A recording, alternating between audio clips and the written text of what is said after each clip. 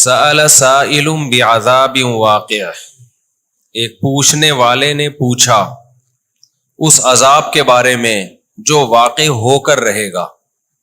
یہ اس کا لفظی ترجمہ ہے. من اللہ ذی المعارج، اس اللہ کی طرف سے عذاب واقع ہوگا جو راستوں والا ہے، سیڑھیوں والا ہے، یعنی جس کی طرف فرشتے جاتے ہیں مختلف راستوں کو طے کر کے.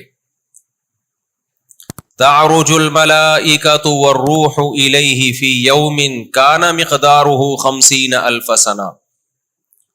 یہ فرشتے اور روح یعنی جبریل علیہ السلام اس اللہ کی طرف جاتے ہیں، بلندی کی طرف جاتے ہیں، اور یہ عذاب ایسے دن میں واقع ہوگا کہ ایک دن 50,000 سالوں کے برابر ہوگا. فاصبر صبرا جمیلا، پس اے محمد صلی اللہ علیہ وسلم آپ صبر جمیل کریں. صبر جمیل اس صبر کو کہتے ہیں جس میں کوئی شکایت نہ ہو. آپ پر مختلف حالات آئے نا، صبر تو ہر آدمی کر لیتا ہے، لیکن ایسا صبر جس میں زبان سے بھی شکایت نہ ہو، تو آپ ایسا صبر کریں. انہم یرونہ بعیدا، یہ جو کافر لوگ ہیں جو آخرت کا انکار کر رہے ہیں، یہ اس دن کو بہت دور سمجھ رہے ہیں. وَنَرَاهُ قَرِيبًا، اللہ کہتے ہیں لیکن ہم دیکھ رہے ہیں کہ وہ بہت قریب ہے، زیادہ ٹائم نہیں لگے گا اس میں. یہ تو ان آیتوں کا لفظی ترجمہ ہو گیا. ہوا کیا؟ نبی صلی اللہ علیہ وسلم، دیکھیں اسلام بار بار ایک ہی بات کو ریپیٹ کرتا ہے، بار بار ایک ہی بات کو ریپیٹ کرتا ہے کہ اس کائنات، دیکھیں اسلام کے نا 2-4 ہی ٹاپک ہیں، اسی کو ریپیٹ کرتا رہتا ہے اسلام. پورے قرآن میں الحمد سے لے کے والناس تک وہی ہے. باقی تو آرڈر جو ہے نا، احکام، یہ کرو یہ نہیں کرو، وہ آرڈرز کی آیتیں قرآن میں 1/3 بھی نہیں ہے. یعنی پورے قرآن کو آپ ایک طرف رکھیں اور اس میں وہ آیتیں جن میں ہمیں کچھ کرنے کا حکم دیا گیا ہے، تو وہ آیتیں جن میں ہمیں آرڈرز دیے گئے ہیں، کچھ کرنے کا حکم دیا گیا ہے، جس میں لا بیان کیا گیا ہے، وہ بہت تھوڑی ہیں. وہ کیا ہیں؟ بہت تھوڑی. کتنے احکام ہے جو قرآن نے دیے؟ نماز، زکوٰۃ، حج، روزہ، والدین کی اطاعت، فرما برداری، رشتہ داری جوڑنا، اور آرڈرز میں کچھ طلاق کے حکام اللہ نے خود بیان کر دیے تاکہ بعد میں لوگ اس میں اختلاف نہ کریں. وہ الگ بات ہے، پھر بھی لوگوں نے کر لیا. اللہ نے خود ہی بیان کر دیے تھے کہ اس میں پھڈا نہ ہو، یہ بہت اہم مسائل ہیں. جیسے 3 طلاق کو اللہ نے کہہ دیا تیسری کے بعد رجوع نہیں ہے، تاکہ بعد میں پھڈا نہ ہو، لیکن اہل حدیثوں نے پھڈا ڈال دیا، بولا 3 ایک ہوتی ہیں، حالانکہ قرآن میں کہیں بھی نہیں ہے. اسی طرح وراثت کے حکام اللہ نے خود بیان کر دیے، کیونکہ ان میں بڑی لڑائیاں ہوتی ہیں نا. اب رفع الیدین میں تو کوئی اتنا بڑا مسئلہ تھوڑی ہے، کوئی کر رہا ہے کوئی نہیں کر رہا ہے. کوئی کر رہا ہے تو آپ کے پیسے تھوڑی جا رہے ہیں جیب سے، کوئی نہیں کر رہا ہے تو بھی آپ کی جیب سے پیسے بولو نا نہیں جا رہے. تبھی اس پہ کوئی جنگیں نہیں ہوں گی. ہاں یوٹیوب پہ ایک دوسرے کو چیلنج بازیاں، مناظرے بازیاں، بس یہی ہوگا. وراثت کے مسئلوں میں اگر مسائل کھڑے ہوتے، کروڑوں کروڑوں کی جائیدادیں ہیں، اس میں آپ کا حصہ بن رہا ہوتا 1 کروڑ کا، لیکن وہ حدیث ضعیف ہوتی. ٹھیک ہے، کچھ کہہ رہے ہوتے یہ صحیح ہے، کچھ کہہ رہے ہوتے یہ ضعیف ہے، اب اختلاف ہو جاتا. آپ بولتے یار یہ صحیح ہے. بعض حدیثوں میں اختلاف بھی ایسے ہیں صحیح اور ضعیف ہونے میں کہ اس کو بھی حل کرنا پاسبل نہیں ہے، کیونکہ ان میں محدثین ہی کا اختلاف ہوتا ہے. تو اب اس میں اختلاف رہے گا، وہ ختم نہیں ہو سکتا. تو اب اگر یہاں یہ پڈا ہو جاتا 1 کروڑ روپے آپ کی وراثت میں آ رہے ہیں، وہ حدیث کیا ہوتی؟ ضعیف. بیوی کا حصہ جس حدیث میں آیا ہوتا وہ حدیث صحیح ہوتی، لیکن صحابی کا فتویٰ اس کے خلاف ہوتا. ہم کنفیوز ہو جاتے، ایسا تو نہیں ہے یہ حدیث ہی منسوخ ہے بھائی، شروع میں حکم تھا ورنہ صحابی اس کے خلاف فتویٰ کیوں دیتے؟ کچھ کہتے ہم نے صحابی کو نہیں ماننا، حدیث کو ماننا. ایک پھڈا تو تلواریں چلتی گھروں میں.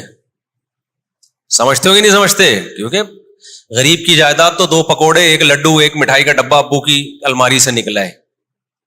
ایک مسلح نکلا ہے, ابو کی والدہ کی الماری سے ایک پان دان نکلا ہے. یہ ہوتا ہے غریبوں کی, جو پیسے والے لوگ ہیں نا ان کی وراثت میں کیا کچھ نہیں نکل رہا ہوتا. اس لیے اللہ نے وراثت کے حکام خود بیان کر دیے قرآن میں, تاکہ پھڈا ہی نہ ہو. کرنے والے تو اس میں بھی کر لیتے ہیں. اللہ نے بیان کر دیا یوصیکم اللہ فی اولادکم, اللہ نے وصیت کر دی ہے تمہاری اولاد کے بارے میں, مرو گے للذکر مثل حظ الانثیین, 2 بیٹیوں کے برابر ایک بیٹے کا حصہ ہے.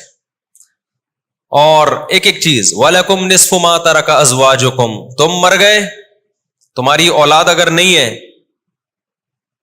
تو بیوی کو ملے گا وَلَهُنَّ الرُّبُعُ, 1/4, 25% بیوی کا ہے.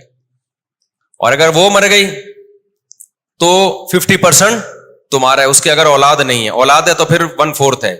ایسی ایکسپلین کیا نا بہترین طریقے سے, کہ جھگڑا کیا ہو جائے, ختم. وراثت کے حکام قرآن نے کھول کے بیان کر دیے.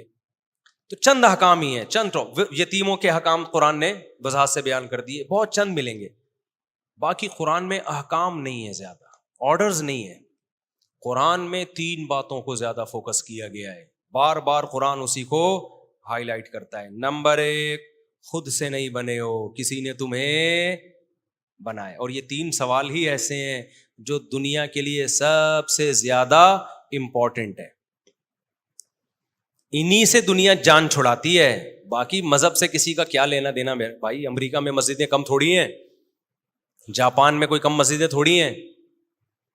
حاجی امریکہ سے بھی آتے ہیں, ہو سکتا ہے اسرائیل سے بھی آتے ہوں, ٹھیک ہے نا. حاجیوں پہ کوئی مسئلہ تھوڑی ہے. 3 بڑے سوالات ہیں.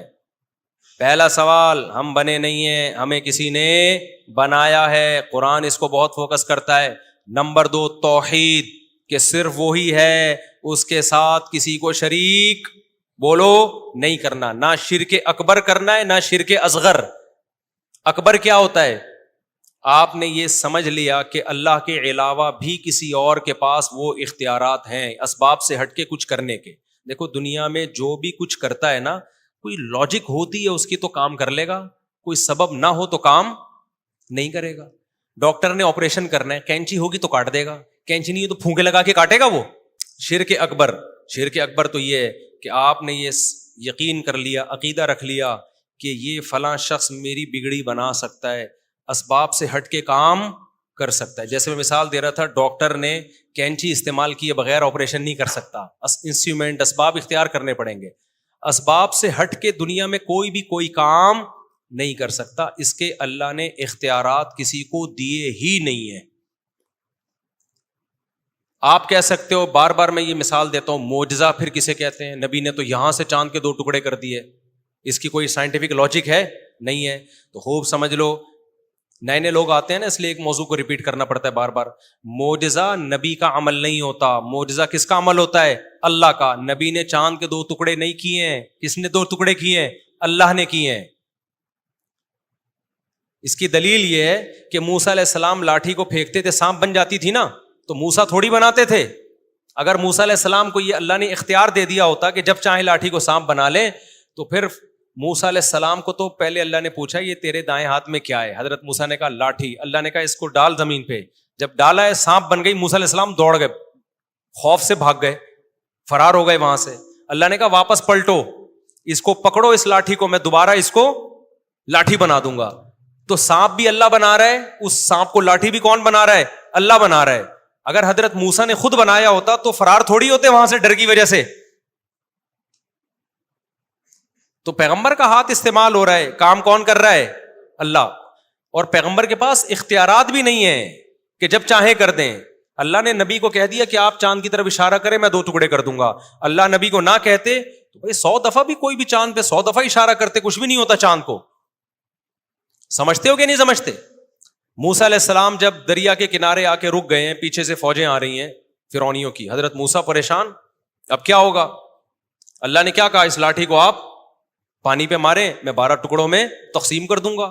تو لاٹھی سے جو سمندر ٹوٹ رہا ہے, ٹکڑے ہو رہا ہے, وہ کون کر رہا ہے؟ اللہ. تو معجزہ اللہ کا عمل ہوتا ہے. پیغمبر کی طرف اس کی نسبت مجازی ہوتی ہے, مجازن نسبت کر دی جاتی ہے. حقیقت میں پیغمبر کے پاس اختیارات نہیں ہوتے کچھ کرنے کے, سمجھتے ہو.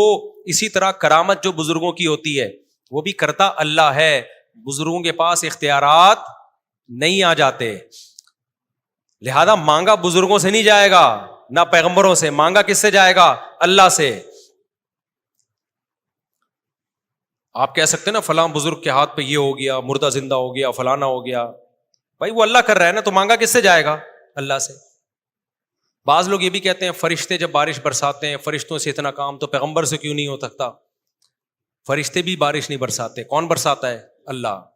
اللہ ان کو استعمال کرتا ہے کاموں میں. جیسے قلم ہمارے ہاتھ میں ہوتا ہے تو ہم قلم کو استعمال کر کے لکھتے ہیں, قلم کی اپنی مرضی نہیں ہوتی, کبھی ادھر گھما رہے ہیں کبھی ادھر گھما رہے ہیں. تبھی آپ نے خط لکھوانا ہو, کوئی لیٹر لکھوانا ہو, تو قلم سے نہیں کہا جاتا, جس کے ہاتھ میں قلم ہو اس سے کہا جاتا ہے. قلم سے آپ کہیں گے بھائی, وہ کہے گا بھائی میں تو کسی اور کی انگلیوں میں ہوں, جدھر وہ گالیاں لکھ کے دے دے یا دعائیں لکھ کے دے دے.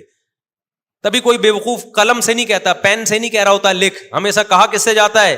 کاتب سے کہا جاتا ہے. تو پیغمبروں کے معجزے اور بزرگوں کی کرامتیں دیکھ کر بزرگوں یا پیغمبروں سے مانگنا شروع کر دینا, یہ شرک ہے. اور ان کرامتوں کا انکار کرنا یہ اللہ کی قدرت کا انکار ہے, یہ بھی ایک طرف انتہا ہے. بعض لوگ کرامت ہی کے وجود کے منکر ہو جاتے ہیں.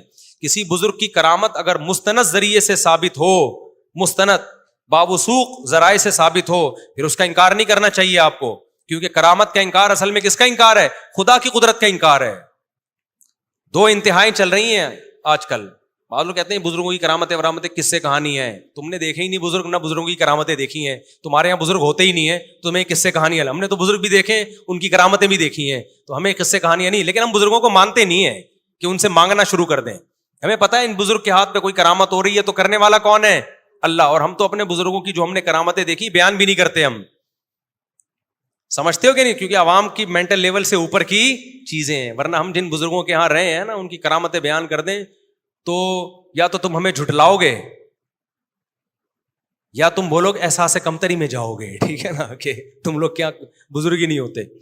تو دو انتہائیں چل رہی ہیں. کچھ ایک قوم تو ایسی ہے جنہوں نے بزرگوں کی کرامتوں میں ہی دین کو سارا رکھ دیا ہے, اور کرامتیں بھی ایسی ایسی لا رہے ہیں جن کا وقوع ممکن ہی نہیں ہے, یعنی جو کوئی مستند ذریعے سے ثابت ہی نہیں ہے. وہ ایسی ایسی, ابھی چاند پہ پہنچایا تھا نا کسی نے غوث اعظم کو, کوئی مستند ذریعے, کوئی کتاب میں نہیں ہے یہ واقعہ, کوئی مستند ذریعے سے ثابت نہیں ہے. ایک تو چاند پہ جا رہے ہی نہیں ہو تم لوگ, اوپر سے ایسے ایسوں کو پہنچا رہے ہو جو اس الزام سے کیا ہیں, بری ہیں. تو ایک یہ شرک ہے. دوسرا شرک کیا ہوتا ہے کہ اللہ کے حکم کے مقابلے میں کسی کے حکم کو فالو کرنا. یہ شرک اصغر ہے. یہ مارکیٹ میں بہت ہول سیل کے حساب سے چل رہا ہے. تو اللہ نے دونوں کی نفی کی ہے. اللہ نے کہا جب میں خدا ہوں تو ماننی کس کی ہے؟ میری. ہم کلچر کو خدا مانتے ہیں, اللہ کو خدا نہیں مانتے. افرأیت من اتخذ الہہ ہواہ, اے مخاطب کیا تو نے دیکھا جس نے اپنی خواہشات کو خدا بنایا ہوا ہے. اپنی خواہشات سے پوچھتا ہے کہ کیا دل چاہ رہا ہے. خواہشات کہتی ہیں پینے کا دل چاہ رہا ہے, شراب پینے کا, چل بھائی پی لیتے ہیں. خواہشات کہتی ہیں چوری کا دل چاہ رہا ہے, چل بھائی چوری. خواہشات کہتی ہیں انٹرنیٹ پر فحش فلمیں دیکھنے کا دل چاہ رہا ہے, چل بھائی یہ خواہش پوری کرتے ہیں. تو اس کا خدا اللہ ہے یا خواہشات ہیں؟ غلام کی اپنی مرضی چلتی ہے.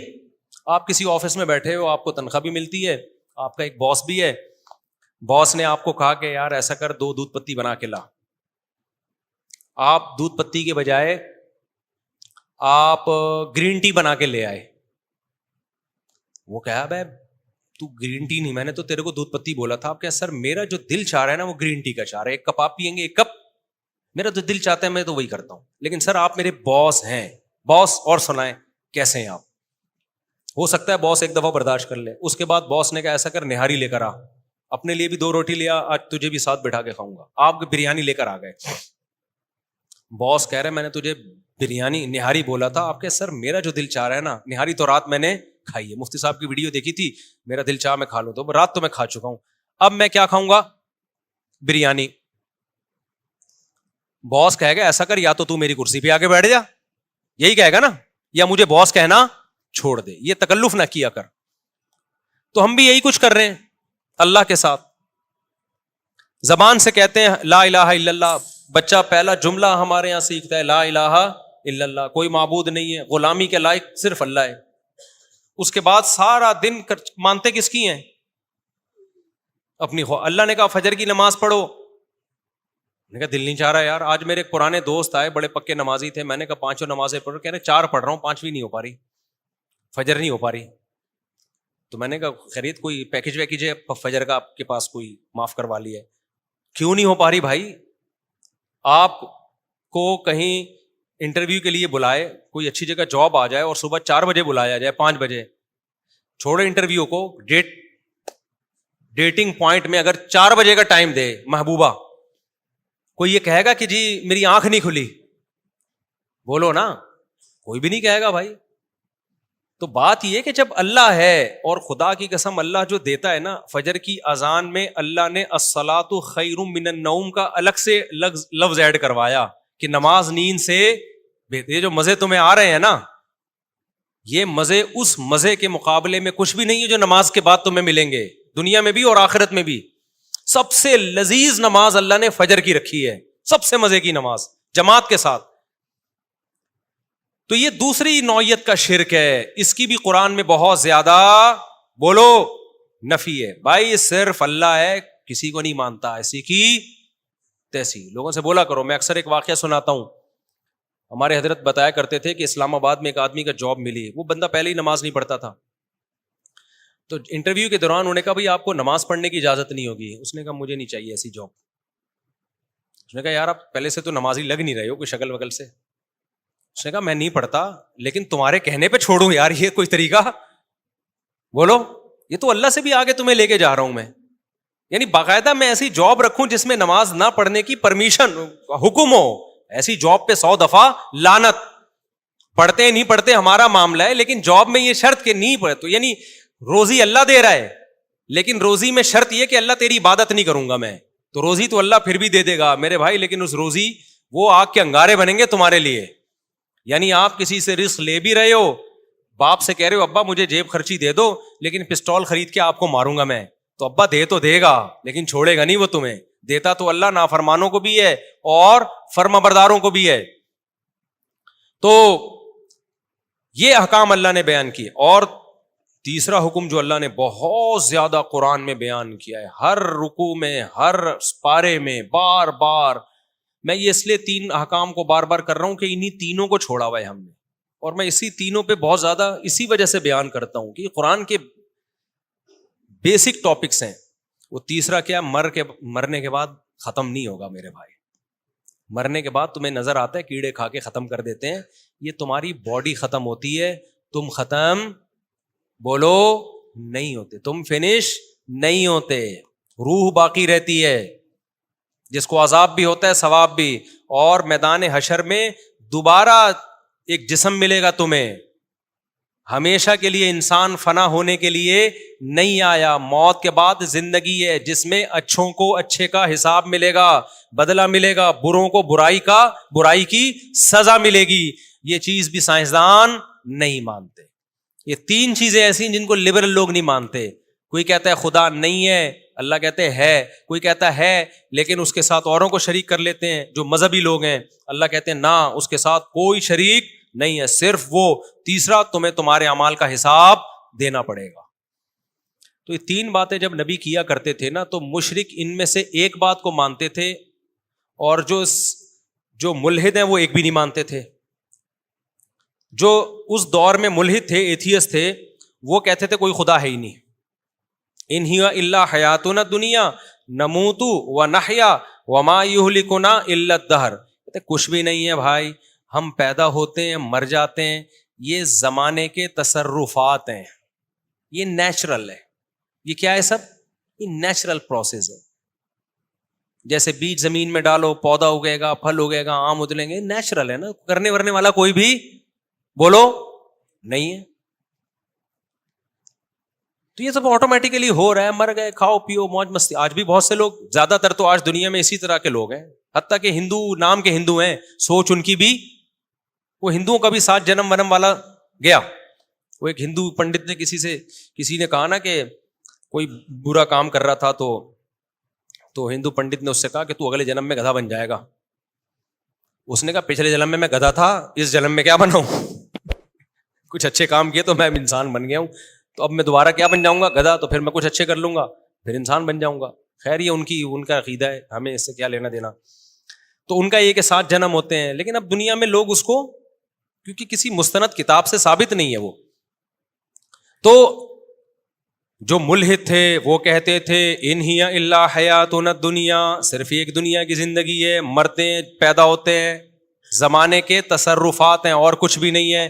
ان پہ قرآن نے رد کیا, اوحا ربک الی النحل, اللہ کہتے ہیں نیچر نے اتنی حسین ہے کہ ایک شہد کی مکھی, ملکہ مکھی, مزدور مکھیاں پورے ایک گیدرنگ کے ساتھ جاتی ہیں, چھتا تیار کرتی ہیں, اور فصل کی سبول ربی کی ذلولا, قرآن ایک ایک چیز کو ہائی لائٹ کرتا ہے شہد کی مکھی کی, اتنے لمبے لمبے راستے ٹریول کر کے دوبارہ اسی چھتے میں آتی ہیں, ایسی خوبصورت مینجمنٹ کے بعد اور محنت کے بعد اتنا خوبصورت شہد نکالتی ہیں جس کا ذائقہ اتنا مزیدار, اور اس میں کیسی شفا رکھی ہوئی ہے. میٹھی چیزیں اکثر صحت کے لیے نقصان دہ ہیں, شہد صحت کے لیے انتہائی فائدہ مند ہے.